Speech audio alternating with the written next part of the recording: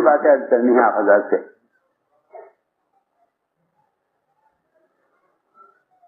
یہ رواجی شکلیں انابت میں رکاوٹ بنتی ہیں. یہ جو اصل مقصد ہے کام کا اس کی طلب امت میں پیدا نہیں ہوگی جب تک کسی بھی اجتماع سے پہلے 100% محمد صلی اللہ علیہ وسلم اور آپ کے صحابہ کے طریقے کے مطابق محنت نہ ہو. کوئی اجتماع کامیاب نہیں ہے. کوئی اجتماع کامیاب. ہم اجتماعات کی کامیابی مجمع کی کثرت کو اجتماع کامیابی سمجھتے ہیں. فلسفہ بہت کامیاب ہوا تو اسے مجمع بہت آیا. حالانکہ یہ غور کرنے کی بات ہے کہ مجمع کام کے تعارف کی وجہ سے آیا. مجمع کام کے تعارف کی وجہ سے آیا مجمع یا کسی مقصد کی وجہ سے آیا. اگر یہ مجمع اجتماع میں آ کر واپس چلا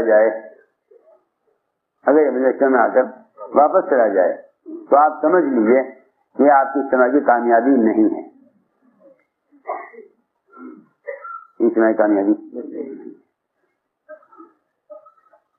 بہت ضروری بات میں کر اجتماعی کامیابی نہیں ہے.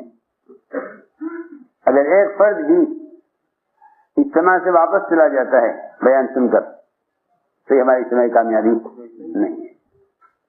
کیونکہ آپ ذرا غور کیجئے صحابہ کی سیرت پر اور محمد صلی اللہ علیہ وسلم کے طریقہ دعوت پر کہ آپ کے پاس جب کوئی مجموعہ آیا یا کوئی فرد آیا وہ کیونکہ محنت کے راستے سے لائے جاتے تھے تو ایسا کوئی نہ ملے گا الا ماشاء اللہ جن کے مقدر میں ہدایت تھی ہی نہیں. ورنہ اکثریت ایسی ہے کہ جنہوں نے ایک مرتبہ آ کر بات سن لی اور اس ماحول میں بات پڑ گئی پھر وہ واپس نہیں گئے. اب ہمارے کام کرنے والوں کا خیال اجتماع میں مجمع کی کثرت پر ہے.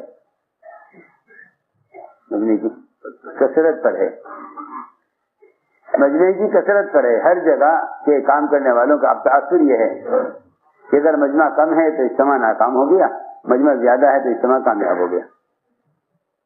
حالانکہ اجتماع کی کامیابی یہ ہے کہ 100% جمع ہونے والے 100% اللہ کے راستے میں نکل جائیں. اس لیے کہ ہمارا جمع ہونا بکھرنے کے لیے ہے, ہمارا جمع ہونا واپس جانے کے لیے نہیں ہے, ہمارا جمع ہونا خروج کے لیے ہے. میں اس کو سمجھانا چاہتا ہوں کہ یہ بات دور صحابہ میں کیوں تھی.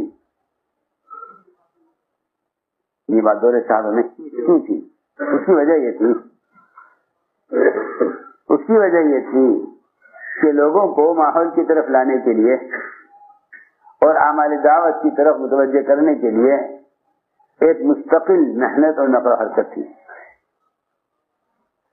سب سے زیادہ اللہ تعالیٰ کی غیبی مددیں وہ انفرادی دعوت کے ساتھ ہیں کہ جب کسی کو دعوت دینے کے لیے داعی قدم اٹھاتا ہے تو اللہ رب العزت اس کے اس قدم اٹھانے پر مدعو کے دل کو متاثر کر دیتے ہیں.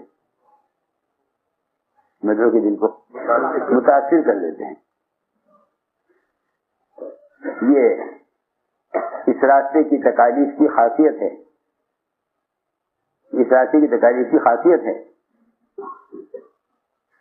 حضور اکرم صلی اللہ علیہ وسلم نے سفر ہجرت میں مشورہ کیا کدھر سے جانا ہے. صحابہ نے عرض کیا کہ ایک راستہ یہ مختصر ہے اور ایک راستہ یہ بھی ہے, لیکن ایک راستہ ہے یہ اس میں ڈاکو رہتے ہیں. فرمایا کہ ہمیں ڈاکوؤں کے راستے سے ہی جانا ہے. حالانکہ آپ سوچیے کہ کون آدمی ڈاکوؤں کا راستے اختیار کرے گا یہ جانتے ہوئے کہ یہاں ایسے ڈاکو ہیں جو ہر گزرنے والے کو لوٹتے ہیں. کون ہوگا جو اس کی عقل اس بات کو گوارا کرے گی کہ ڈاکوں کا راستہ اختیار کیا جائے سفر کے لیے. اگر نہیں کسی نے یوں بھی کہہ دیا مذاق میں, اس سے بھی آگے کا راستہ بدل دیتا ہے کہ نہیں اس راستے میں سنا ہے کہ ڈاکو ہیں, اور راستہ اختیار نہیں کرے گا.